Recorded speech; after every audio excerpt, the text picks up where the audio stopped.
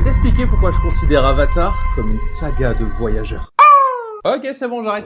J'ai pu voir au cinéma le 3e volet de la saga Avatar. Et comme les 2 premiers, j'ai ressenti une sensation très étrange. Une sensation de découverte, d'exploration. Typiquement le genre de sensation que je ressens en voyage. Et uniquement en voyage. C'est très rare les films qui me procurent cette sensation. Il y a par exemple Le Seigneur des Anneaux, une de mes sagas préférées. Et quasiment aucun autre film que la saga Avatar m'a procuré cette sensation. J'avais l'impression de découvrir quelque chose. La sensation du voyage. Dans le premier volet, tu découvres un univers à travers les yeux d'un humain, de Jake Sully, où tu découvres la planète Pandora en même temps que lui. Et c'est tellement bien transcrit au-delà de ses effets spéciaux que t'as vraiment l'impression de vivre l'aventure. Dans le 2e et le 3e, tu le vois plus à travers les yeux de ses enfants, émerveillés par la beauté de cette nature. Tout comme moi je le suis quand je découvre cette planète. Tout comme moi quand je quitte mon pays pour aller découvrir une autre culture. Je sais que beaucoup de personnes n'aiment pas Avatar. Certains trouvent que le scénario est beaucoup trop simpliste. Mais bien au contraire, tout ce qui fait la force d'Avatar, c'est Pandora. Le scénario d'Avatar, c'est son univers. Comme quand tu pars en voyage, tu pars à la découverte de différents lieux qui vont former ton parcours. Et c'est exactement les mêmes sensations, le même ressenti. On découvre en permanence de nouvelles choses, que ce soit du 1er au 3e.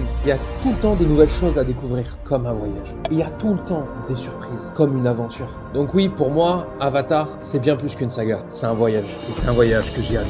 D'ailleurs, si tu veux vivre pleinement l'aventure, je te conseille les salles IMAX. Tu regardes plus un film, tu vis carrément une aventure. Abonne-toi, bien aventurement.